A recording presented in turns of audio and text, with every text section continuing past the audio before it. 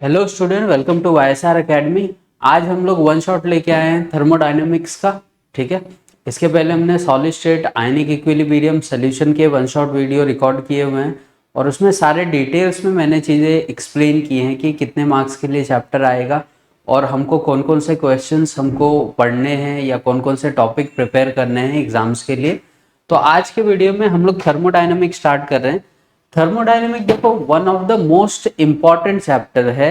तुम competitive exam से देखो इसको या इवन बोर्ड के एग्जाम से देखो, ये हाईली प्रेडिक्टेबल चैप्टर है। प्लस ये मतलब अपने साथ में बहुत सारे क्वेश्चन लेके आएगा तुम्हारे एग्जाम में।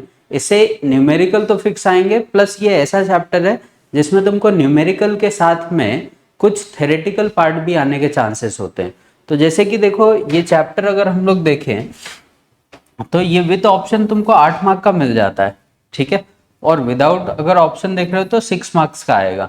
अब इसमें भी ये जो नंबर डिस्ट्रीब्यूशन है, ठीक है, अब इसमें या तो 2 मार्क के लिए या तो 3 मार्क के लिए हमको न्यूमेरिकल्स देखने को मिल जाते हैं, राइट।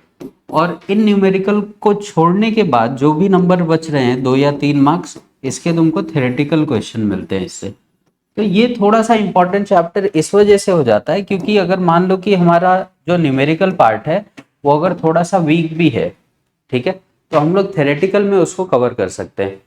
तो चलो थर्मोडायनेमिक स्टार्ट करते हैं। साथ में मैं बताते हुए चलूंगा कि कौन कौन से टॉपिक्स एग्जाम के लिए पढ़ने हमको या कौन से उतने इंपॉर्टेंट नहीं है, जिनको नहीं भी पढ़ेंगे तो काम चल जाएगा अपना। ठीक है, तो कोई भी चैप्टर में कुछ नेसेसरी चीज़ें होती हैं, कुछ अननेसेसरी वाली होती हैं, तो उनको हमको क्लासीफाई करते हुए चलना पड़ता है। जैसे 1 महीना बचा है बोर्ड के लिए, तो हमको ये पता होना चाहिए कि जैसे मैं ये चैप्टर पढ़ रहा हूँ तो उसमें से कौन कौन से टॉपिक हम लोग सिलेक्ट कर सकते हैं बोर्ड एग्जाम के लिए। ठीक है, तो चलो सबसे पहला क्वेश्चन आता है कि थर्मोडायनेमिक चीज क्या है, राइट। अगर हम लोग चैप्टर्स देखें तो हमारे पास 11th-12th के सिलेबस को मैं कंबाइन करते हुए चल रहा हूँ। केमिकल नाम से हमको 2-4 चैप्टर देखने को मिल जाते हैं। सबसे पहले एक केमिकल इक्विलिब्रियम, राइट। इसी इक्विलिब्रियम का पार्ट है तुम्हारा आयनिक इक्विलिब्रियम, राइट। नेक्स्ट इसमें आता है केमिकल काइनेटिक और नेक्स्ट इसमें निकल के आता है chemical thermodynamics.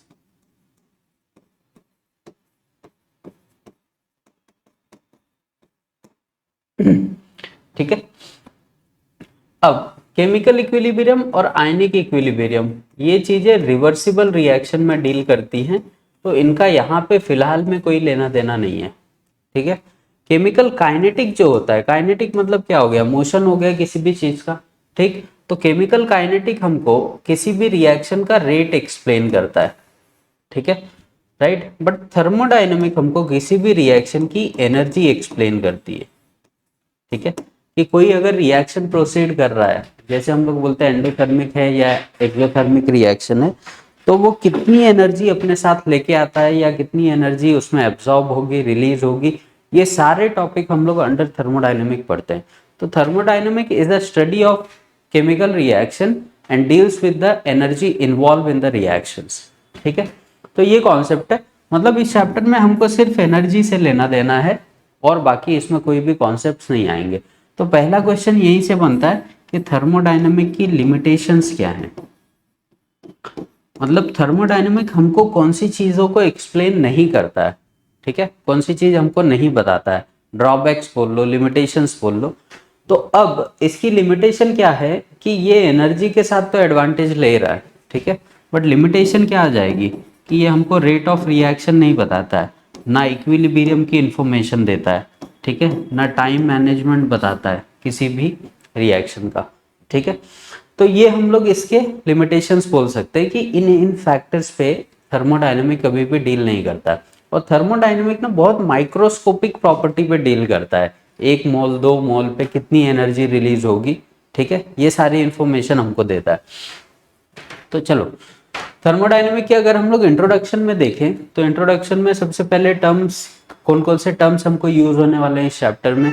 Nature of heat and work, कैसे काम करता है, एक्सप्रेशन। ठीक है, ये देखो ये one of the most important topic है। ठीक है, और अगेन ये concept of maximum work done.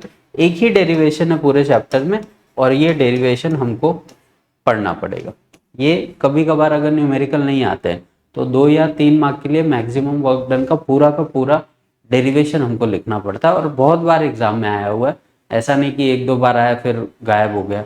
ठीक है, इंटरनल एनर्जी बीच में आएगी, फिर उसके बाद first law of thermodynamic enthalpy.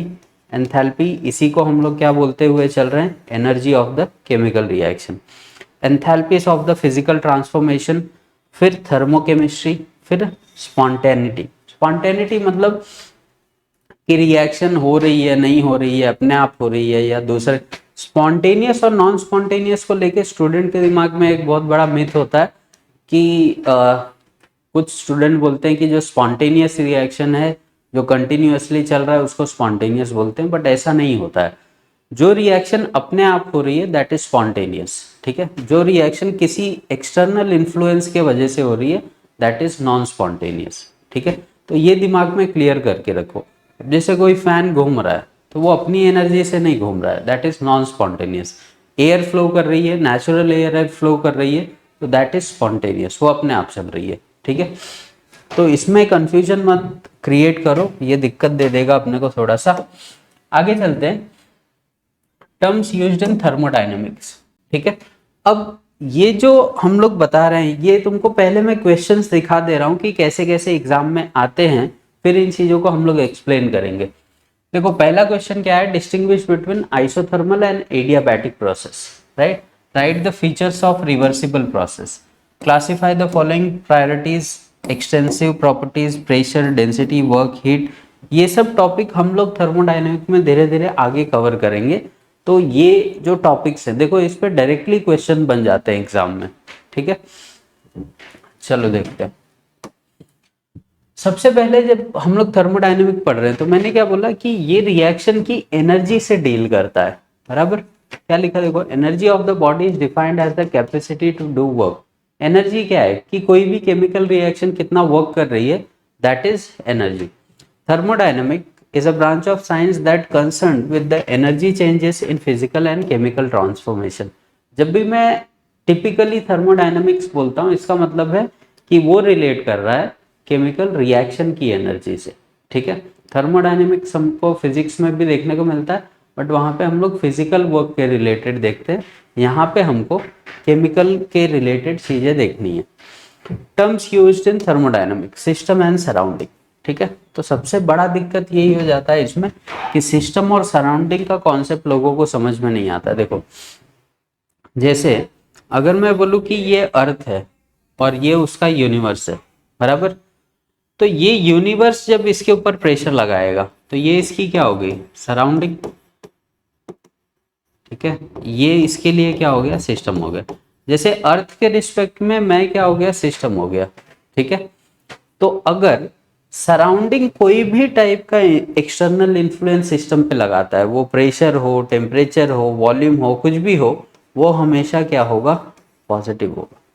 ठीक है, बट अगर सिस्टम ने सराउंडिंग को कोई भी एक्सटर्नल इन्फ्लुएंस दिया, सिस्टम ने अगर एनर्जी दी सराउंडिंग को, तो वो हमेशा क्या होगी, नेगेटिव होगी। तो ये कॉन्सेप्ट तो अभी से क्लियर करके रखो कि अगर सिस्टम कोई चीज दे रहा है सराउंडिंग को तो दैट इज नेगेटिव, बट अगर सराउंडिंग दे रहा है सिस्टम को तो दैट इज पॉजिटिव। ठीक है, अर्थ की ग्रेविटी हमको अपनी तरफ खींच रही है, पॉजिटिव फोर्स है। अगर मैं जंप करूँ अर्थ से ऊपर थोड़ा सा, ठीक है, हम लोग अगर ऊपर जंप करते हैं तो जो प्रेशर हमने लगाया वो नेगेटिव प्रेशर है, वो आज नहीं तो कल खत्म हो जाएगा। समझा? ठीक है, सनलाइट हमको मिल रही है तो यूनिवर्स से मिल रही है, वो मेरा सराउंडिंग है, मुझे एनर्जी दे सकता है। मैं माचिस जला के अगर एटमॉस्फेयर में रखता हूँ तो वो नेगेटिव एनर्जी है सराउंडिंग के रिस्पेक्ट में, क्योंकि अब सिस्टम एनर्जी दे रहा है सराउंडिंग को, तो वो आज नहीं तो कल बंद हो जाएगा। ठीक है, तो नेगेटिव एनर्जी जो है उनका टाइम लिमिट है, बट पॉजिटिव एनर्जी चलती रहेंगी हमेशा। तो सिस्टम और सराउंडिंग का ये लॉजिक है। जैसे मान लो कि इस बीकर में ऐसे गैस भरी हुई है, राइट, तो ये जो गैस है ये क्या होगी, ये सिस्टम, राइट, और इसके बाजू की सारी चीजें हो गई हैं सराउंडिंग। तो अगर इस गैस ने इस पिस्टन को ऊपर ढकेल दिया, अगर इस गैस ने इस पिस्टन को ऊपर ढकेल दिया तो वो लग जाएगा नेगेटिव प्रेशर। बट अगर इस पिस्टन ने इसको नीचे की तरफ दबा दिया तो वो हो जाएगा पॉजिटिव। समझा? चलो नेक्स्ट देखते हैं।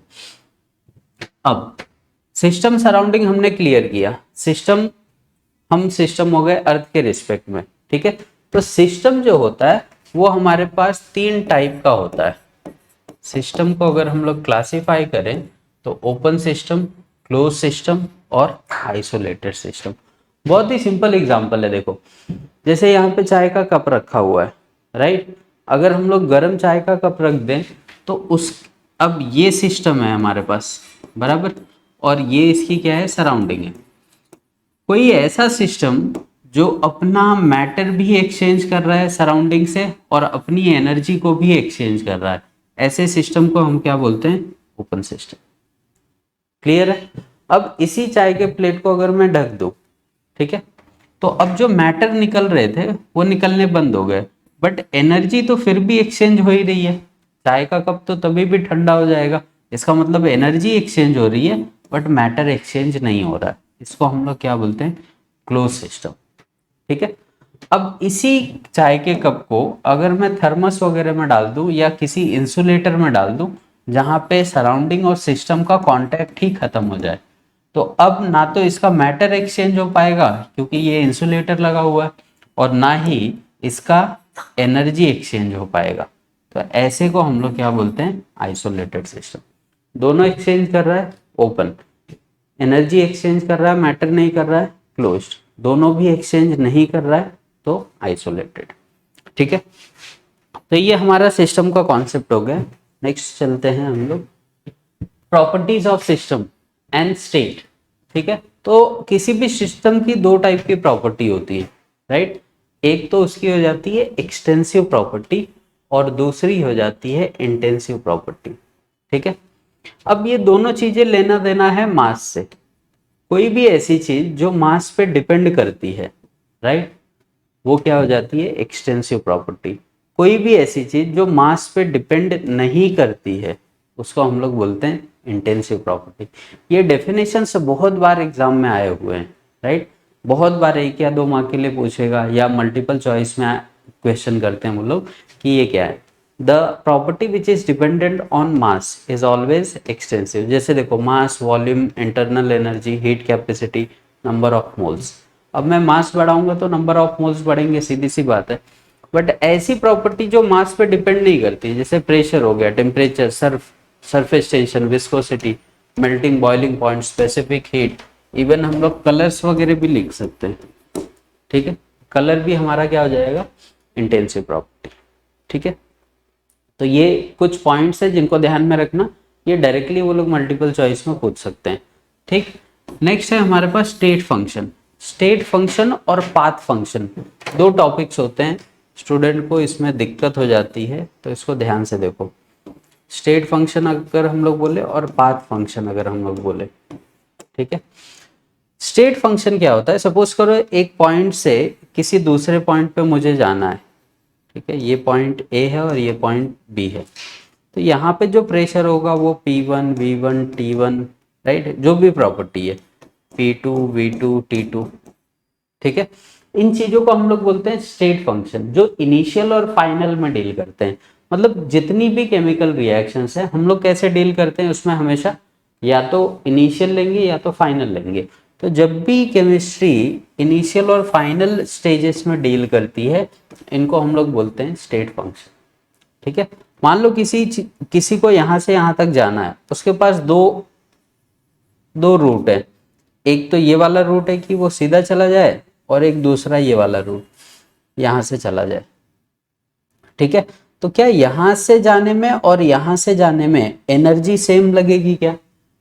मान लो यहाँ से जाने में उसको एनर्जी E1 लगती है, यहाँ से E2 लगती है, तो क्या E1 और E2 सेम होगा क्या? क्योंकि उसने जहाँ से स्टार्ट किया A पॉइंट से और B तक दोनों भी पहुँच रहे हैं, तो क्या ये एनर्जी सेम होगी? तो आंसर है नहीं। इसको अलग एनर्जी लगेगी और इसको अलग एनर्जी लगेगी। इस चीज को हम लोग बोलते हैं पाथ फंक्शन, ठीक है। तो ऐसी चीजें जो इनिशियल पे डिपेंड करती हैं वो स्टेट फंक्शन, और जो रिएक्शन के रूट पे डिपेंड करती है, जैसे वर्क हो गया, या फिर हम लोग बोले हीट हो गया, एनर्जी हो गया, इसको हम लोग बोलते हैं पाथ फंक्शन। समझा डिफरेंस? तो स्टेट फंक्शन में हम लोग क्या ले सकते हैं, pressure, volume, temperature, internal energy, enthalpy. Path function में वर्क डन, हीट, एनर्जी, ये सब किस में आ जाएगा, हमारा पाथ फंक्शन में। चलो ये दिख रहा है पाथ फंक्शन, वर्क और हीट हमने किस में बोला, path function. Thermodynamic equilibrium, right. अब देखो, a system is said to be thermodynamic equilibrium when its state function do not vary with the time।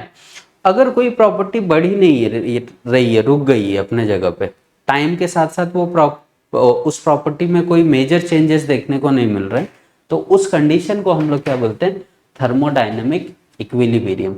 Clear हुआ? चलो अब देखते हैं टाइप्स ऑफ प्रोसेस। कितने टाइप के प्रोसेस होते हैं देखो।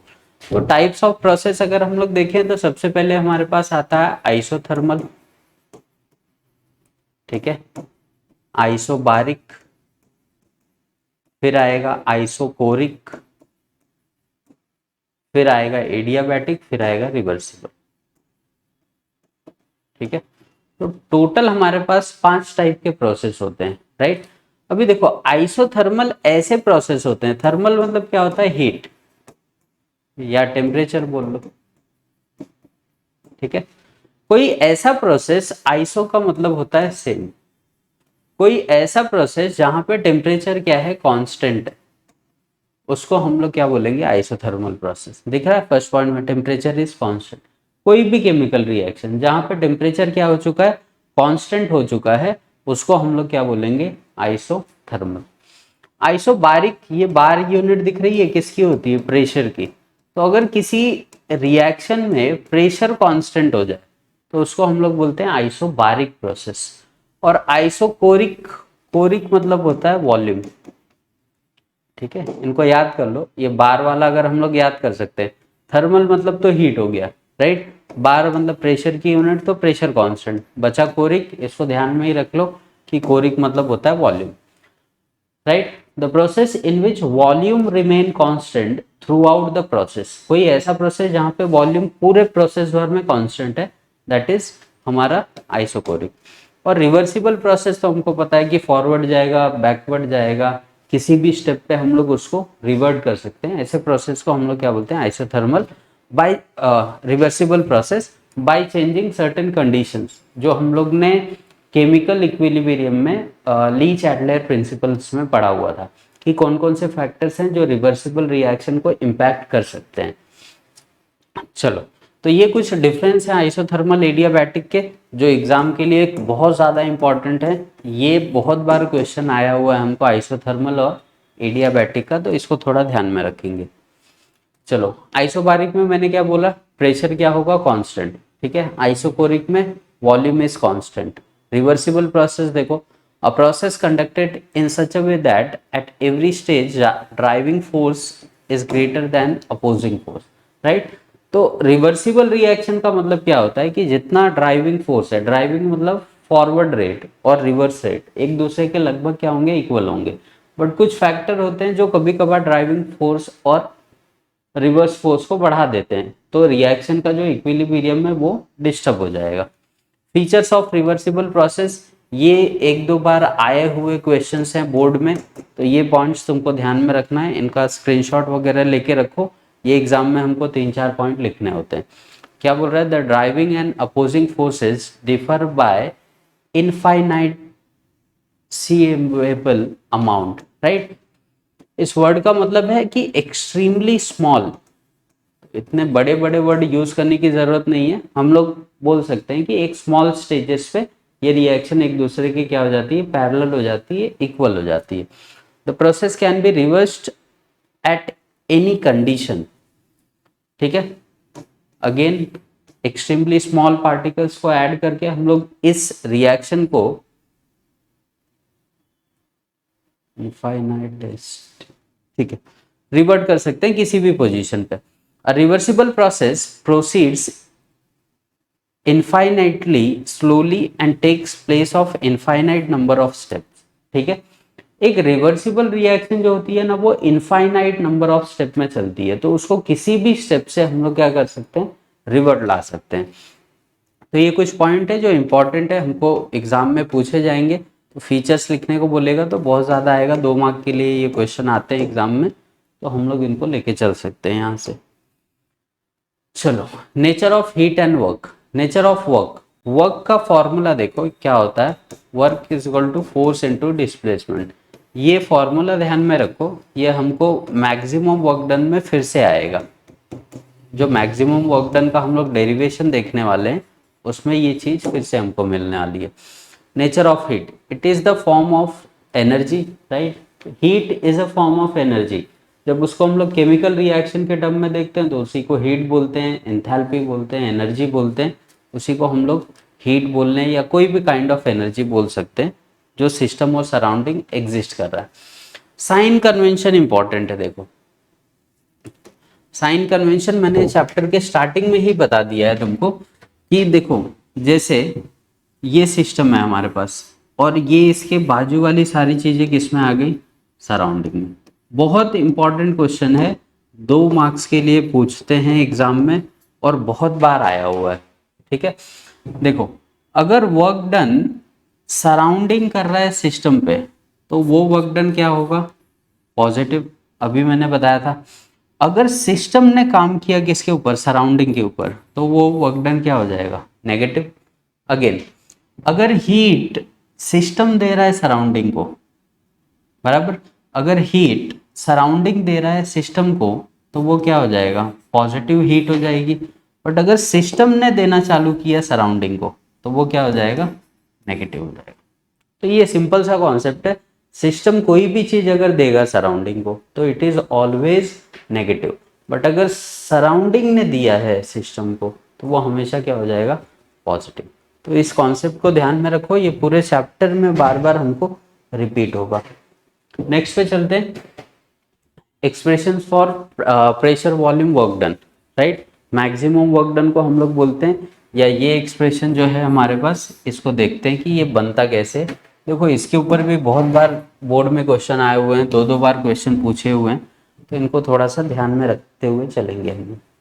ठीक है, अब देखो रिलेट क्या करना है कि सपोज करो ये हमारा सिस्टम है, राइट। ये हमने एक पिस्टन डाल के रखा है, ठीक, राइट, और सराउंडिंग इस पे प्रेशर लगा रहा है। अगर ये पिस्टन ने इस सिस्टम को दबा दिया तो इसका मतलब सराउंडिंग काम कर रहा है, तो वो क्या हो जाएगा, पॉजिटिव। बट इसमें देखो क्या शो किया है कि पहले ये पिस्टन यहाँ पे था, अब प्रेशर ऊपर की तरफ लग रहा है, मतलब इस सिस्टम ने सराउंडिंग पे काम कर रहा है, पिस्टन को उठा रहा है, मतलब सराउंडिंग के ऊपर काम कर रहा है। तो पहले इसका वॉल्यूम V1 था, बाद में क्या हो गया, V2 हो गया। ठीक है, अभी देखो वर्क का फॉर्मूला अभी हमने देखा, फोर्स इनटू डिस्प्लेसमेंट। तो work is equal to force into displacement, right. But यहाँ पे जो प्रेशर लग रहा है, ये जो फोर्स का फॉर्मूला होता है प्रेशर इनटू एक्सीलरेशन होता है, बराबर। तो ये जो प्रेशर है वो कौन लगा रहा है, सिस्टम लगा रहा है ना सराउंडिंग के ऊपर। तो इसीलिए हम लोग यहाँ पे प्रेशर कैसे ले रहे हैं, नेगेटिव। तो ये क्या हो जाएगा, W इज इक्वल टू, इसके जगह पे हमने रखा P into A into D, ठीक है। और एरिया इंटू डिस्प्लेसमेंट ये इक्वल होता है वॉल्यूम के। तो फाइनली ये हमको देखो वॉल्यूम चेंज हो रहा है ना, V1 से V2 में जा रहा है, तो हमने क्या लिखा हुआ है, W is equal to minus P external delta V। और इसी चीज को हम लोग क्या लिख सकते हैं, फाइनल माइनस इनिशियल। तो यहाँ से हमको सबसे पहला फॉर्मूला मिलता है, work done is equal to minus pressure into change in volume. ठीक, नेक्स्ट हमारे पास क्या है, अब देखो इस पे न्यूमेरिकल कैसे आते हैं कि 3 moles of an ideal gas are expand isothermally. Isothermal बोल दिया है तो टेम्परेचर क्या हो जाएगा, कांस्टेंट। ठीक है, 2 वॉल्यूम पे उसने एक्सपांड किया है, 2 वॉल्यूम पे एक्सपांड किया है, तो एक हमारा इनिशियली कितना था 15 और फाइनली कितना हो गया 20। प्रेशर हमको दिया हुआ है 1.2 बार, ये लिख लिया हमने। फॉर्मूला हमारे पास क्या है, W is equal to minus P external delta V। तो कुछ नहीं करना है, खाली फॉर्मूलेज में पुट कर देना। W इज इक्वल टू 1.2 बार हो गया हमारा नेगेटिव में, 20 माइनस ये हमारा वर्क डन निकल के आ गया। ठीक है, ऐसे क्वेश्चन बहुत ज़्यादा आएंगे, या तो 1 मार्क के लिए या तो 2 मार्क्स के लिए आ सकते हैं। चलो नेक्स्ट देखो, इससे ही रिलेटेबल क्वेश्चंस है, राइट।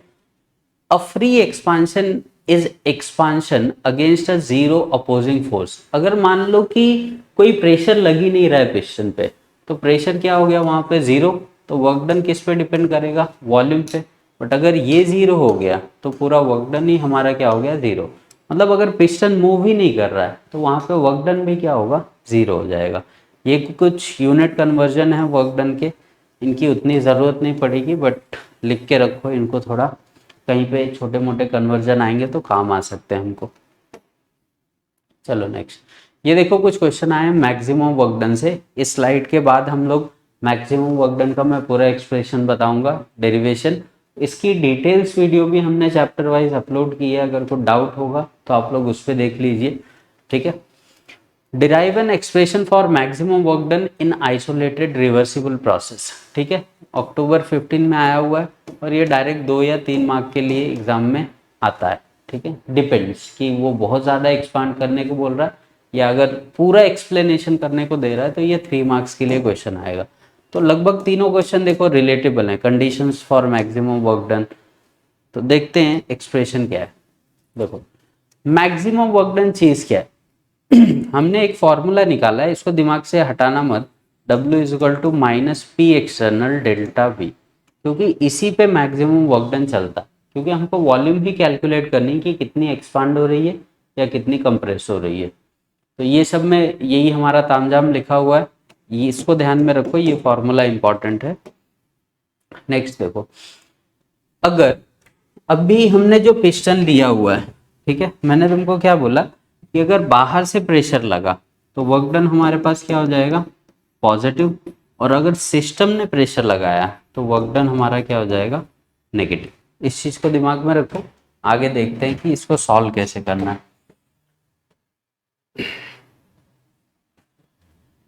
ठीक है, अभी देखो हमने जो फॉर्मूला लिखा था W is equal to minus P D V, P delta V बोल दो या डिराइव करने के लिए। अब इसको अगर हम लोग मैक्सिमम वर्क डन, मतलब क्या हो गया, मैक्सिमम हमको चीज़ें कैलकुलेट करनी है। मैक्सिमम वर्क डन निकालने के लिए हम लोग क्या करेंगे, इंटीग्रेशन करेंगे। तो बाय इंटीग्रेटिंग क्या हो गया, देखो D W is equal to, ये माइनस बाहर आ गया, ये P और इसको हम लोग ने dV लिख दिया, ठीक है। तो ये फाइनल माइनस इनिशियल इसकी लिमिट हो गई, ये V1 से V2 जा रहा है, ठीक है। हेंस W मैक्स, इसका इंटीग्रेशन करूंगा तो मैक्सिमम वैल्यू आएगी, तो W max is equal to minus P D V using the ideal gas equation. PV is equal to क्या होता है, NRT, ठीक है। अब इस प्रेशर की अगर मैं वैल्यू निकालूं तो P इज इक्वल टू हमको क्या मिलेगा, NRT अपॉन V। यहाँ पे देखो हम लोग ने क्या रख दिया, P के जगह पे इस NRT को प्लेस कर दिया है और वॉल्यूम को इसके नीचे रख दिया है।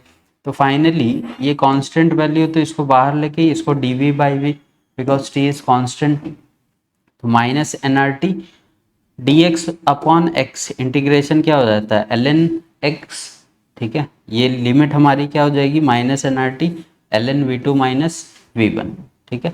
अब ये अगर लॉग माइनस में है तो क्या हो जाएगा, अपॉन में आ जाएगा, तो minus NRT ln V2 by V1। और इस नेचुरल लॉग को अगर इसमें हम लोग लेके आते हैं लॉग टू द बेस 10 में, तो एक कांस्टेंट जनरेट होगा 2.303। फाइनली जो एक्सप्रेशन है minus 2.303 NRT log 10 V2 by V1 at constant temperature, ठीक है। अगर टेम्परेचर कांस्टेंट हो तो चार्ल्स लॉ का ये फॉर्मूला है, हमने 11th में पढ़ा हुआ है, गैसीय स्टेट में P1 V1 is equal to P2 V2। तो फाइनली ये निकल के आता है, या इसको बॉयल्स लॉ से भी देख सकते हो कि pressure is inversely proportional to volume. तो अगर ये फॉर्मूला, जैसे ये W मैक्स का फॉर्मूला है ये वॉल्यूम के लिए, ठीक है, अगर ये W मैक्स मुझे प्रेशर के टर्म में चाहिए तो इसमें कोई चेंजेस नहीं आएंगे, माइनस 2.303 NRT log 10। और प्रेशर क्या होता है, वॉल्यूम के इन्वर्सली प्रोपोर्शनल है, तो इसको मैं क्या लिखूंगा, P1 बाई P2। तो देखो सेम फॉर्मूला है W मैक्स का, अगर प्रेशर के टर्म में लिखेंगे तो अपोजिट करके लिखना पड़ेगा, बट हमको जो न्यूमेरिकल आते हैं वो एग्जाम में मैक्सिमम इस फॉर्मूले पे आएंगे, ठीक है। तो वॉल्यूम को रिलेट करना होगा। देखते हैं इस पे न्यूमेरिकल्स भी कैसे आ सकते हैं हमको। जैसे देखो 2 moles of an ideal gas, तो पहले जब भी कोई क्वेश्चन आता है तो उसका डेटा लिखना सीखो। 2 moles of an ideal gas, N की वैल्यू कितनी हो गई 2। Ideal gas are expanded isothermally, isothermally मतलब टेम्परेचर क्या है यहाँ पे कांस्टेंट है, रिवर्सिबली फ्रॉम 20 वॉल्यूम टू 30, मतलब V1 हो गया तुम्हारा 20 वॉल्यूम क्या कर रहा है एक्सपांड कर रहा है, और V2 कितना हो गया 30। ठीक है, टेम्परेचर दे रहा है हमको 300 kelvin. Calculate the work done, work done निकालना है बस। W max is equal to हमने क्या लिखा था 2.303, एन की वैल्यू कितनी है एन, आर हमारा गैस कांस्टेंट, टी हमारा ये, और ये log 30/20 सॉल्व कर दो, यहाँ पे हमारा आंसर आ गया। ठीक है, कैलकुलेशन का पार्ट है, बाकी सारी चीज़ें हमको एज इट इज प्लेस करनी है जैसे दी हुई है। चलो, इंटरनल एनर्जी क्या चीज़ होती है, क्या लिखा है, every substance is associated with the definite amount of energy, this energy stored in the substance is called internal energy. किसी भी ऑब्जेक्ट के अंदर जो एनर्जी है, राइट, जो एनर्जी प्रेजेंट है उसी को हम लोग क्या बोलते हैं, उसकी इंटरनल एनर्जी। ठीक है, जितनी भी अमाउंट है, जैसे ये मार्कर है, मैं बोलूँ कि इसकी इंटरनल एनर्जी, तो जो भी इसके अंदर एनर्जी है, जो भी एनर्जी का कॉम्बिनेशन है, काइनेटिक पोटेंशियल, उन सारी एनर्जी को अगर मैं ऐड कर देता हूँ तो वो उसकी क्या होती है, internal energy. Internal energy of the system is equal to kinetic energy plus potential energy. ठीक है, तो देखो फंक्शंस एंड एक टाइप की ये क्या हो जाती है, एक्सटेंसिव प्रॉपर्टी हो जाती है, और ये चेंज निकालना है तो हम लोग इंटरनल एनर्जी को यू से रिप्रेजेंट करेंगे। ठीक है, delta U is equal to, change निकालना है तो ऐसे निकाल सकते हैं। अब देखो फर्स्ट लॉ ऑफ थर्मोडायनामिक, ये अगेन इंपॉर्टेंट टॉपिक है, जैसे कि मैं डिस्कस कर रहा था कि जैसे थेरेटिकल क्वेश्चन जो आते हैं वो इन सब टॉपिक पे हमको आने के चांसेस होते हैं। First law of thermodynamic, energy of the universe remain constant, ये हम लोग 9-10 से पढ़ते आ रहे हैं कि जो यूनिवर्स की एनर्जी है वो क्या होती है, कांस्टेंट होती है, खाली एक फॉर्म की एनर्जी दूसरे फॉर्म में कन्वर्ट होती है। The total internal energy of isolated system is constant.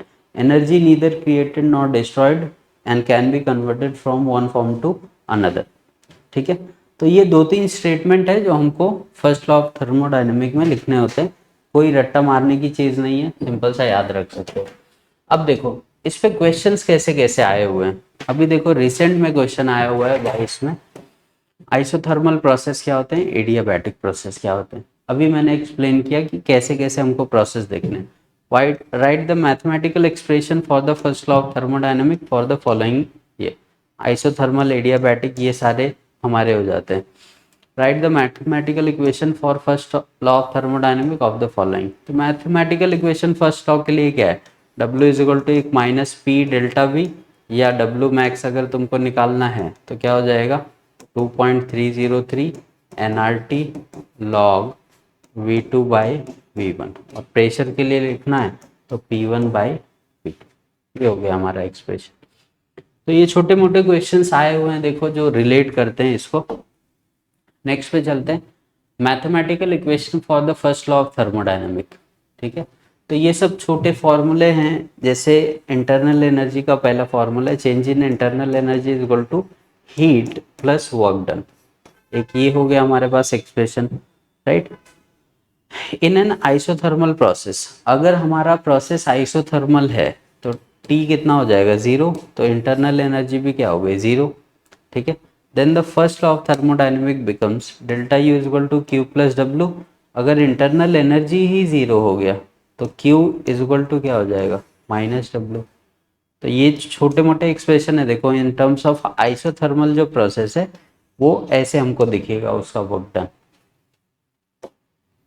Next adiabatic process के लिए हमारे पास ये एक्सप्रेशन है, क्यों, क्योंकि एडियाबैटिक में क्या हो जाता है, एडियाबैटिक प्रोसेस क्या होते हैं जिसमें हीट एक्सचेंज नहीं होती सिस्टम और सराउंडिंग की आपस में। ठीक, फिर आइसोकोरिक में क्या हो जाता है, वॉल्यूम कांस्टेंट हो जाएगा, तो ये एक्सप्रेशन बनेगा। नेक्स्ट आइसोबारिक प्रोसेस में हमारा P कांस्टेंट हो जाता है, तो ये एक्सप्रेशन बनेगा। चलो next, prove that delta u and what is the condition under which delta u and delta h becomes equal, derive the relation between this। ठीक है, तो ये सब रिलेशन देखते हैं हम लोग कि कैसे रिलेट करते हैं। पिछले जो फॉर्मूले हैं उनको थोड़ा सा दिमाग में रखो। चलो देखते हैं, न्यूमेरिकल प्रॉब्लम आ सकते हैं इसके ऊपर। इंटरनल एनर्जी पे देखो, delta U is equal to Q plus W, सारा डेटा हमको दिया होगा। In a particular reaction 2 kilo joule of heat is released. ठीक है, वो हमारा क्या हो गया, 2 बोल रहा है तो हीट हो गया, और 6 kilo joule of work done, तो डब्ल्यू हो गया। चलो, एंथैल्पी क्या चीज होती है? Enthalpy of a system is defined as the sum of internal energy of the system and the energy due to the pressure and volume। तो अगर एंथैल्पी निकालना है तो वो सम होता है किसका? Enthalpy of a system is equal to internal energy plus the energy obtain by the pressure and volume. ठीक है, तो H is equal to U plus P P, बराबर। ये एंथैल्पी का फॉर्मूला ध्यान में रखना है हमको। नेक्स्ट, चेंज इन एंथैल्पी निकालना है तो H2 माइनस H1 हो जाएगा। ठीक है, फॉर एक्सप्रेशन देखो, चेंज इन एंथैल्पी अगर हम लोग चेंज करें इनिशियल स्टेज के लिए H1 is equal to U1 P1 V1 और फाइनल के लिए H2 U2 P2 V2।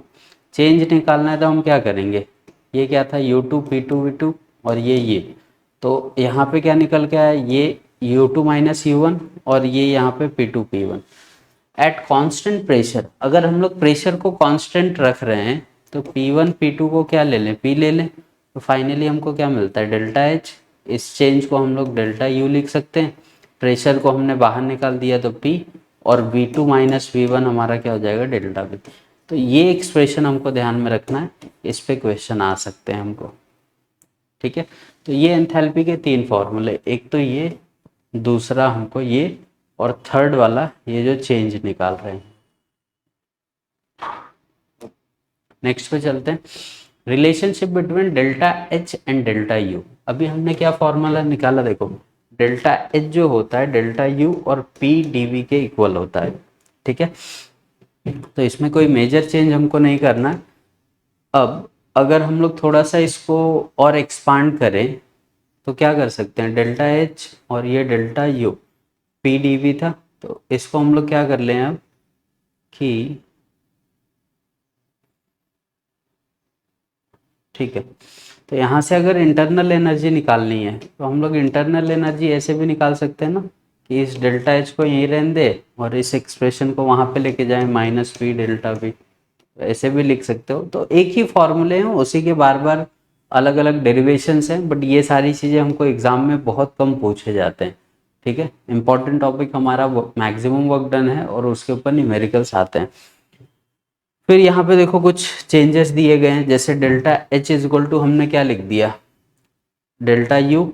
ये हमारे पास क्या, देखो इसको सॉल्व कर लें अगर इस इक्वेशन को, देखो सिंपल सा हो जाता है, delta H is equal to delta U plus P delta V. तो इसको हम लोग और क्या लिख सकते हैं, V two minus V one. तो ये क्या हो जाएगा, P V two minus P V one. तो P V is equal to N R T से हम लोग क्या लिखते हैं, अगर ये वी टू है तो ये एन टू हो जाएगा, राइट। तो फाइनली पी वी टू की वैल्यू के जगह पे हम लोग क्या लिख सकते हैं, एन टू आर टी, और पी वी वन के जगह पे एन वन आर टी। देखो ये सेम चीज़ें यहाँ पे लिखी हुई है। तो यहाँ से क्या हो जाता है, डेल्टा यू तो एज इट इज़ है, but N two minus N one को मैं क्या लिख सकता हूँ, डेल्टा एन, और ये हमारा R T as it is. तो एक ये एक्सप्रेशन भी आ जाता है जो न्यूमेरिकल के लिए थोड़ा सा इम्पॉर्टेंट है। नेक्स्ट पे आगे चले तो फाइनली देखो जो वर्क डन हमने निकाला था, जो वर्क डन हम लोग फॉर्मूला लिख रहे थे माइनस पी डेल्टा वी को, उसको चेंज करके इन्होंने क्या कर दिया है, W is equal to minus delta N R T. ठीक है, अब इस पे भी हम लोग सॉल्व कर सकते थे, इसको कोई ये नहीं है। देखो W इज इक्वल टू क्या हो जाएगा, माइनस पी ये V two minus V one. तो यहाँ से W is equal to minus P V two plus P V one. W is equal to क्या हो जाएगा, N two R T minus plus N one R T. यहाँ से जब हम लोग एन टू एन वन को कॉमन लेंगे तो क्या लिख सकते हैं इसको, N two minus N one, और ये आर टी बाहर, तो W इज इक्वल टू ये क्या आ जाएगा, डेल्टा N और RT।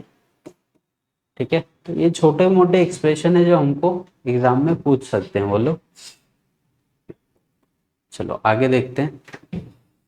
आगे देखो, इस पे कुछ एक्सप्रेशन दिए हुए हैं, कुछ न्यूमेरिकल हैं, जैसे कुछ न्यूमेरिकल प्रॉब्लम है हमारे पास, delta H for the reaction. अब डेल्टा एच हमको दिया हुआ है कितना, 84.8, राइट। तो एक न्यूमेरिकल का पैटर्न होता है, इसको ऐसे ही सॉल्व करेंगे तो हमको इजी पड़ जाएगा।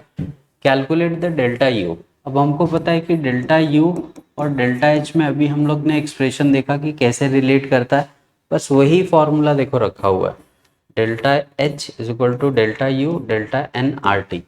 अब आर तो गैस कांस्टेंट हो गया, टी हमारा टेम्परेचर, डेल्टा एन कैसे निकालोगे, यहाँ पे टोटल रिएक्टेंट में कितने मोल है 5, यहाँ पे टोटल हमारे पास कितने मोल है 1। ठीक है, मोल्स प्रोडक्ट, यहाँ पे मोल्स देखो गैसियस फॉर्म में हम लोग देखेंगे, सॉलिड वाले तो रिएक्शन में इन्वॉल्व नहीं होता है। तो गैसियस में कितने मोल है 3, और यहाँ पे कितने हैं, तो टोटल अगर हम लोग N2 माइनस N1 करें तो 1 माइनस 3, 2 मोल आ जाएंगे। तो वही यहाँ पे रख के हमने जस्ट सॉल्व किया हुआ है इसको। तो ये कुछ न्यूमेरिकल्स हैं जो इसके बेस पे डेल्टा एच और डेल्टा यू के रिलेशन पे हमको पूछे जा सकते हैं। वहाँ पे हमको डेल्टा एन वगैरह निकालना पड़ेगा कि कैसे वो कैलकुलेट किए जाते हैं। तो जो रिएक्टेंट के मोल होंगे और प्रोडक्ट के मोल होंगे उनको हम लोग माइनस करेंगे N2 माइनस N1 करके। चलो नेक्स्ट टॉपिक पे चलते हैं, define enthalpy of sublimation, how it is related to enthalpy. अब देखो एक रिएक्शन में ना बहुत टाइप की एनर्जी इन्वॉल्व होती है, बहुत सारे टाइप की एनर्जी इन्वॉल्व होती है। तो जैसे सब्लिमेशन हो गया, डिसोसिएशन हो गया, आयोनाइजेशन हो गया, एफिनिटी हो गई, लैटिस एनर्जी हो गया। तो एक रिएक्शन जब चलता है तो उसमें बहुत सारी एनर्जीज इन्वॉल्व होती हैं, और ये चैप्टर एंथैल्पीज में ही डील करता है, मैंने स्टार्टिंग में बोला था। तो ऐसे एनर्जी पे देखो अलग अलग क्वेश्चन मिलेंगे, एंथैल्पी ऑफ फ्यूजन क्या है, एंथैल्पी ऑफ एटोमाइजेशन क्या है, वेपराइजेशन क्या है, फ्यूजन क्या होता है। तो सब्लिमेशन हमने पहले सुना हुआ है। सब्लिमेशन क्या होता है, जब एक मोल ऑफ कोई सॉलिड डायरेक्ट गैस में कन्वर्ट होता है तब जो एनर्जी एब्जॉर्ब होती है उसको हम लोग सब्लिमेशन एनर्जी बोलते हैं। फ्यूजन क्या होता है कि जब एक मोल ऑफ सब्सटेंस आपस में ऐड होते हैं तब जो एनर्जी इवॉल्व होगी तो वो फ्यूजन हो जाएगी। एंथैल्पी ऑफ फ्यूजन समझा। एटोमाइजेशन क्या होता है कि एक मॉलिक्यूल है उसको इतनी एनर्जी दे दो कि उसके एटम अगर बिखर जाए, सेपरेट हो जाए, तो उनको हम लोग एनर्जी ऑफ एटोमाइजेशन बोलते हैं।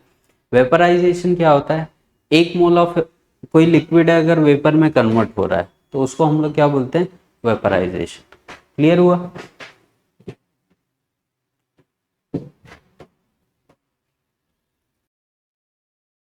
ठीक है, देखो एंथैल्पी ऑफ अलग अलग टाइप की एनर्जी कैसे काम करती है रिएक्शन में। सबसे पहला है enthalpy of phase transition. Fusion मतलब क्या होगा, जब दो चीजें ऐड होती हैं तो जो एनर्जी रिलीज होती है उसको हम लोग एंथैल्पी ऑफ फ्यूजन बोलेंगे। वेपराइजेशन जैसे मैंने बताया, जब चीजें वेपर फॉर्म में कन्वर्ट होती हैं तब जो एनर्जी इवॉल्व होती है। सब्लिमेशन, ठीक है, सॉलिड जब गैस में कन्वर्ट होगा तो सब्लिमेशन एनर्जी इन्वॉल्व करता है। एंथैल्पी ऑफ आयोनाइजेशन, किसी भी एटम से जब इलेक्ट्रॉन निकालते हैं तो that is ionization. Enthalpy of atomization, कोई मॉलिक्यूल है उसको इतनी एनर्जी दो कि उसके एटम ब्रेक हो जाए तो that is atomisation. Enthalpy of solution, एक सोल्यूशन जब बन रहा है तो वो जितनी एनर्जी या तो एब्जॉर्ब कर दे या तो रिलीज कर दे, that is enthalpy of solution.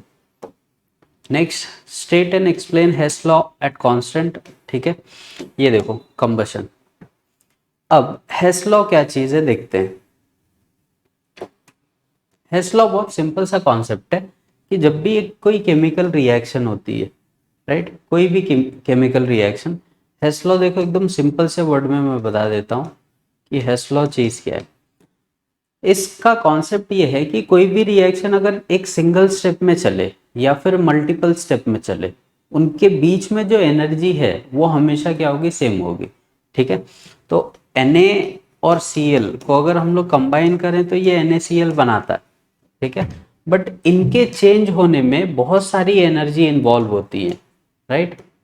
जैसे मान लो ये छोटी छोटी एनर्जी इन्वॉल्व है, जैसे Na का इलेक्ट्रॉन निकलेगा तो आयोनाइजेशन, Cl वो इलेक्ट्रॉन लेगा तो उसको एफिनिटी बोलोगे, राइट। तो ऐसे जब कोई रिएक्शन प्रोसीड करता है तो हमको खाली ये एक्सप्रेशन दिखता है, बट इस एक्सप्रेशन के अंदर बहुत सारी चीजें एनर्जी इन्वॉल्व करती है। हम लोग क्या लेते हैं कि इस रिएक्शन की एनर्जी क्या है, तो ये जो डेल्टा एच है वो इन छोटी छोटी एनर्जी के सम के इक्वल होगी, बराबर।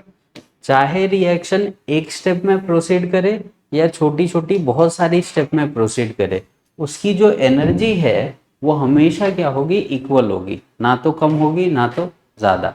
तो एक ही रिएक्शन मल्टीपल स्टेप में हो या वेदर सिंगल स्टेप में हो, उनका कॉन्सेप्ट हमेशा एनर्जी का इक्वल होगा। इसी को हम लोग हेस लॉ बोलते हैं, ठीक है।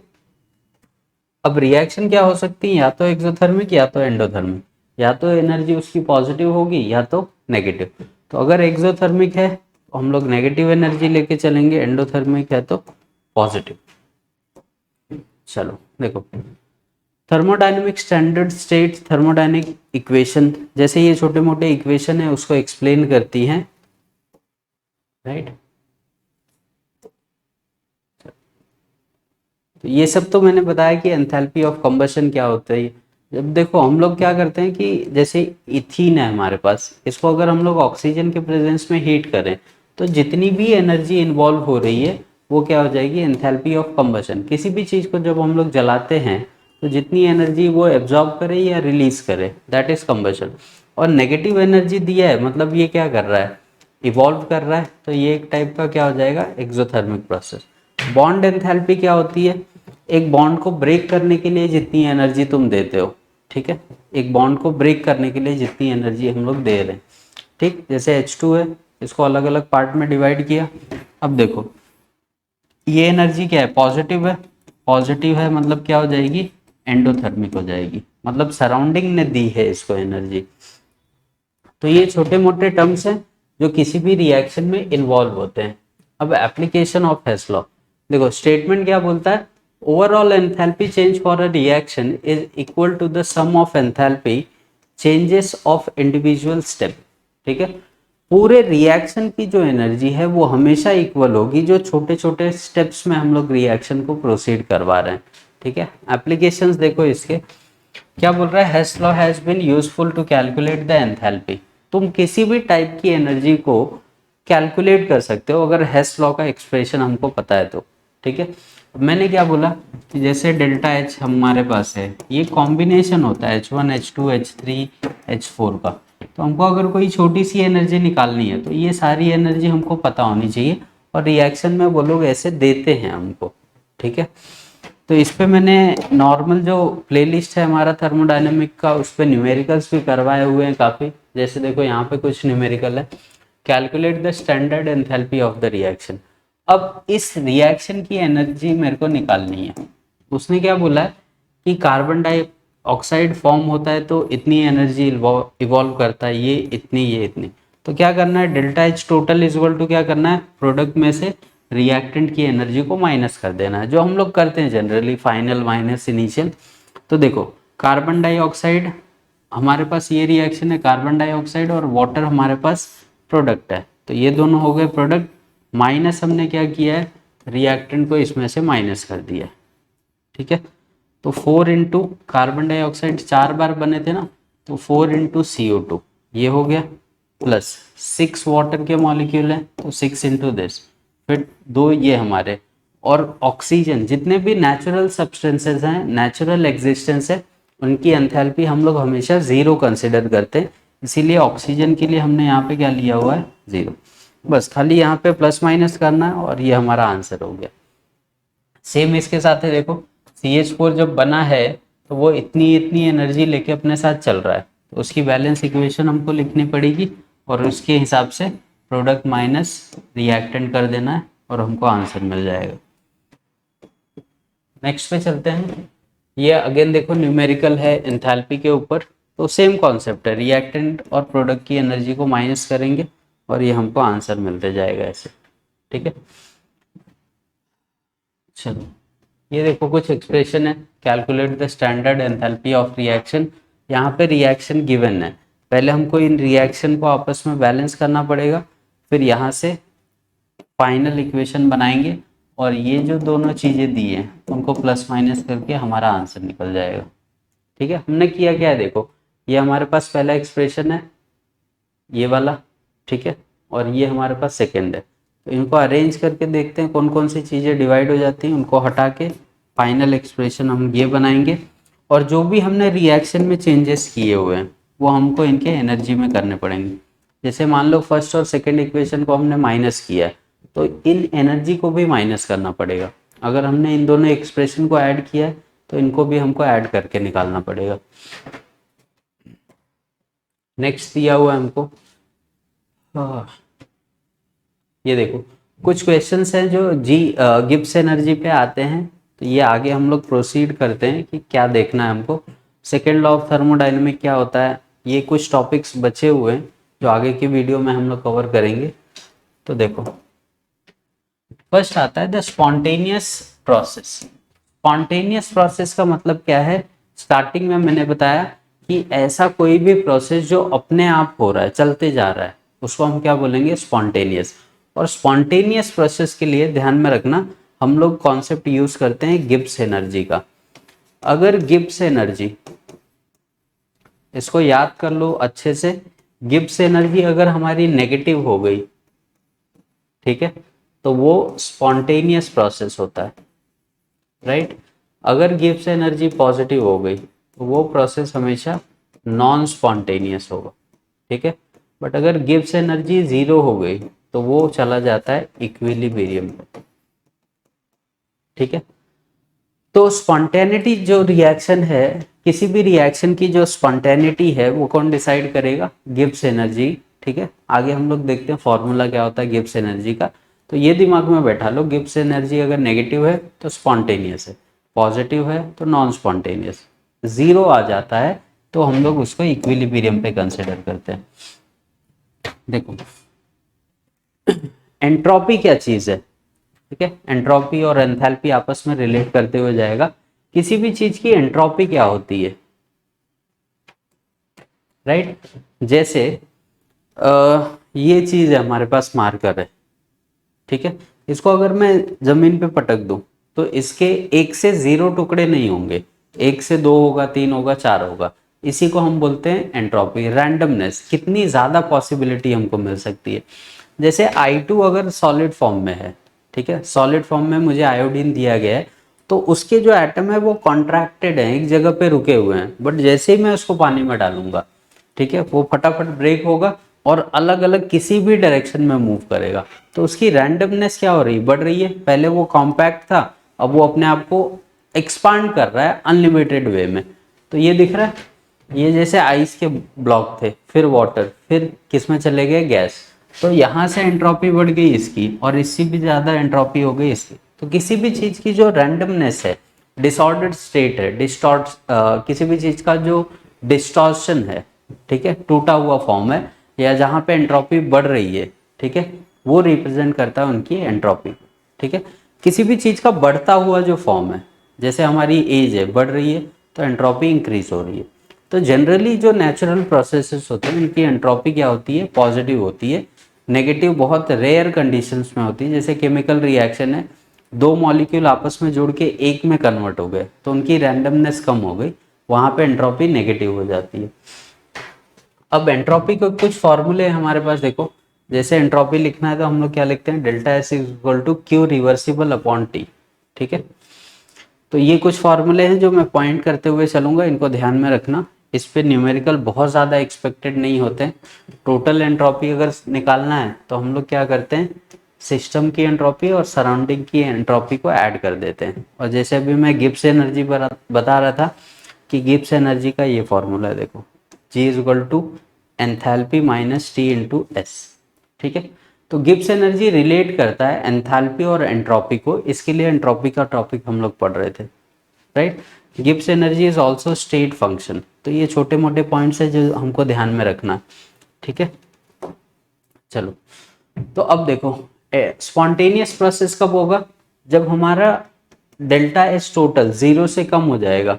तो डेल्टा जी की जो वैल्यू है वो जीरो से कम हो जाएगी, मतलब क्या हो जाएगी, नेगेटिव। तो वो क्या हो जाएगा, स्पॉन्टेनियस। डेल्टा जी की वैल्यू पॉजिटिव कब होगी, जब डेल्टा एस टोटल क्या होगा, छोटा होगा, तो ये प्रोसेस क्या हो गया, नॉन स्पॉन्टेनियस। डेल्टा जी अगर हमारे पास 0 हो गया तो ये पहुंच जाता है इक्विलिब्रियम पे, राइट। तो ये कुछ क्लासिफिकेशन है। देखो अभी Gibbs energy H minus T S था, राइट। तो इसके हिसाब से अगर H नेगेटिव हुआ, डेल्टा एस पॉजिटिव हुआ, तो गिब्स एनर्जी क्या हो जाएगी, नेगेटिव। तो हमारी रिएक्शन स्पॉन्टेनियस हो जाएगी। अगर ये नेगेटिव हुआ, ये नेगेटिव हुआ, तो ये हमारे पास नेगेटिव भी हो सकता है और पॉजिटिव भी, राइट।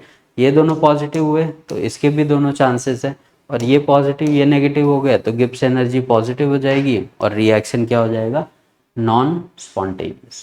तो ये फैक्टर हैं जो गिब्स एनर्जी को प्रोटेक्ट करते हैं, या हमको अगर ये फैक्टर्स पता है तो हम लोग प्रेडिक्ट कर सकते हैं कि वेदर ये स्पॉन्टेनियस होगा या फिर नॉन स्पॉन्टेनियस। नेक्स्ट पे चलते हैं, टेम्परेचर ऑफ इक्विलिब्रियम। ठीक, अभी हमने फॉर्मूला लिखा था delta S is equal to delta H into T, बराबर। तो इधर से अगर हमको टेम्परेचर निकालना है तो टी इज इक्वल टू हमको क्या मिलेगा, delta H upon delta S, ये फॉर्मूला बन जाता है। और गिब्स एनर्जी और इक्विलिब्रियम का जो रिलेशन है उसका एक ये फॉर्मूला है जो हमको एग्जाम में आता है, ठीक है। Delta G is equal to delta G naught मतलब होता है standard Gibbs energy R T L N Q. Q हमारा रिएक्शन कोशेंट होता है जो रिवर्सिबल रिएक्शन में डील करता है जनरली। तो ये एक्सप्रेशन हमको ध्यान में रखना है, इस पे भी न्यूमेरिकल एक्सपेक्टेड होते हैं। इसका कोई डेरिवेशन वगैरह एग्जाम में नहीं आता है, ना हमारे टेक्स्ट बुक में मेंशन है, ठीक है। तो इस पे हमको मिल जाते हैं डेरिवेशन देखने को, डेरिवेशन नहीं, इस पे हमको मिलेंगे न्यूमेरिकल एग्जाम में। और ये जो क्यू लिखते हैं रिएक्शन कोशेंट, ये केसी को ही तो रिप्रेजेंट करता है, और केसी का फॉर्मूला क्या होता है, प्रोडक्ट अपॉन रिएक्टेंट। तो ये इक्विलिब्रियम से रिलेट किया हुआ एक इक्वेशन है जो हमको ऐसे पता होना चाहिए कि Q is equal to actual में होता क्या है, QC और KC प्रोडक्ट अपॉन रिएक्टेंट। जैसे ये है, देखो ये प्रोडक्ट को रिप्रेजेंट कर रहा है, ये रिएक्टेंट, ठीक है। बाकी ये सब चीज़ें हमको नहीं मिलने वाली हैं, तो ये एक्सप्रेशन हमको एक ध्यान में रखना है गैसेस के लिए। नेक्स्ट देखो, ये इस पे कंडीशंस दी हुई हैं, अगर हम लोग इसको सॉल्व करें, थोड़ा सा इसको जीरो पकड़ लेते हैं तो ये delta G naught R T into के, ठीक है, इसको सॉल्व करके ये मिलेगा। बट ये चीज़ उतनी इंपॉर्टेंट नहीं है, इस पर कोई क्वेश्चन नहीं आता एग्जाम में, ठीक है, ना आने के चांसेस हैं। हमको मिलेंगे क्वेश्चन खाली ये जो एक्सप्रेशन हमने लिखा था delta G is equal to ये जो प्रीवियस वाला लिखा हुआ है, देखो G naught R T L N Q C, तो उसी को डिराइव करके एक ये बनाया गया है कि अगर हम लोग डेल्टा जी को ही जीरो कर दें तो ये फाइनली हमको ये बना के देता है, ठीक है। नेक्स्ट पे चलते हैं। अब देखो उस पर न्यूमेरिकल कैसे आते हैं, देखो डेल्टा एच दिया हुआ है हमको, डेल्टा एस दिया है, तो जैसे जिस फॉर्मेट में सॉल्व किया गया है इसी फॉर्मेट में हमको क्वेश्चन सॉल्व करने पड़ेंगे। स्पॉन्टेनियस है या नॉन स्पॉन्टेनियस, बराबर, उसने ये क्वेश्चन किया है और ये गिवन डेटा है जो हमको क्लासिफाई करने आना चाहिए। फाइनली देखो हमने सॉल्व किया पूरा इक्वेशन, और डेल्टा जी की जो वैल्यू है वो क्या आ रही है, पॉजिटिव आ गई है। As delta G is positive the reaction is non spontaneous, ठीक है। पूरा एक्सप्रेशन सॉल्व करना है, और डेल्टा जी की जो वैल्यू है वो डिसाइड करेगी वेदर रिएक्शन हमारा क्या है, स्पॉन्टेनियस है या फिर नॉन स्पॉन्टेनियस, राइट। आगे चलते हैं, ये कुछ एक्सप्रेशन है, देखो अगेन न्यूमेरिकल प्रॉब्लम है, ऐसे रिएक्शन दी है, केपी दिया हुआ है। अभी इस पे देखो हमने यही सॉल्व किया था ना, अभी delta G is equal to -2.303 into R into T, और हमारे पास क्या था, लॉग केपी, तो ये केपी की वैल्यू डायरेक्ट दे देगा हमको, ठीक है। केपी हो या केसी हो या क्यूसी हो, इन तीनों वैल्यूज का मतलब यही होता है इक्विलिब्रियम कांस्टेंट, ठीक है। तो इन तीनों के जगह पे ये रख के इसको हम लोग सॉल्व कर देंगे। तो छोटे मोटे न्यूमेरिकल्स आते हैं यहाँ से, मतलब मेजर टॉपिक अगर मैं डिस्कस करूँ कि थर्मोडाइनमिक्स से हमको क्या पढ़ना है एग्जाम के लिए, तो सबसे पहले देखो थर्मोडाइनमिक अगर पढ़ना स्टार्ट कर रहे हो तो सबसे पहले सिस्टम्स के बारे में पढ़ो, राइट, जो ओपन सिस्टम, क्लोज सिस्टम और आइसोलेटेड थे। दूसरा टॉपिक यहाँ से आ जाता है एक्सटेंसिव प्रॉपर्टी और इंटेंसिव प्रॉपर्टी, ये दो का। थर्ड हमारे पास आ जाता है प्रोसेस। इनके ऊपर देखो थ्योरेटिकल क्वेश्चंस आते हैं, जैसे हमने देखा आइसोथर्मल, आइसोबारिक, आइसोकोरिक या रिवर्सिबल प्रोसेस और उसके फीचर्स, ये आ जाए। फोर्थ हमारे पास इंपॉर्टेंट टॉपिक है जो हमने पढ़ा, मैक्सिमम वर्क डन। अब इस मैक्सिमम वर्क डन पे या तो डेरिवेशन आएगा या तो न्यूमेरिकल आएगा, वो ध्यान में रखना। फिर नेक्स्ट जो टॉपिक है हमारे पास वो आता है गिब्स एनर्जी। तो गिब्स एनर्जी का formula related to equilibrium condition, और इसमें भी थ्योरेटिकल अगर पढ़ना है तो फर्स्ट लॉ ऑफ थर्मोडायनेमिक और second law. First law deal करता है तुम्हारा एनर्जी के साथ और सेकंड लॉ डील करता है एंट्रोपी के साथ, राइट। इतने ही टॉपिक हमको एग्जाम पॉइंट ऑफ व्यू से पढ़ने हैं थर्मोडायनेमिक के चैप्टर में, इससे ज़्यादा कुछ करने की ज़रूरत नहीं है, इजीली हो जाता है। सिंपल से न्यूमेरिकल आते हैं, अगर फॉर्मूला याद है, थोड़े बहुत छोटे मोटे कन्वर्जन आएंगे, उनको कर लेते हो तो ये सारे टॉपिक क्लियर हो जाएंगे अपने, ठीक है। थ्योरेटिकल पार्ट यहाँ से पढ़ने हमको, इस पे न्यूमेरिकल देखना है, गिब्स एनर्जी पे न्यूमेरिकल देखना है और इन पे अगेन थ्योरेटिकल पार्ट, ठीक है। तो आज हमारा थर्मोडायनेमिक का वन शॉट का वीडियो यहाँ पे ख़त्म करते हैं, नेक्स्ट वीडियो में मिलते हैं, ठीक है। नेक्स्ट वीडियो में मिलते हैं और ज़्यादा नए टॉपिक्स फिजिकल के कवर करेंगे, इलेक्ट्रो वगैरह वन शॉट में, तो जिससे हमारा एग्ज़ाम का प्रिपरेशन थोड़ा सा फास्ट हो जाएगा। तो तब तक देखते रहिए, जो नए अपडेट्स आते हैं या कोई पीडीएफ की रिक्वायरमेंट है तो आप लोग कमेंट करें, उस पर आपको पीडीएफ वगैरह प्रोवाइड कर दिए जाएंगे, या एग्ज़ाम के रिलेटेड कोई इंपॉर्टेंट नोट्स चाहिए तो आपको मिल जाएंगे।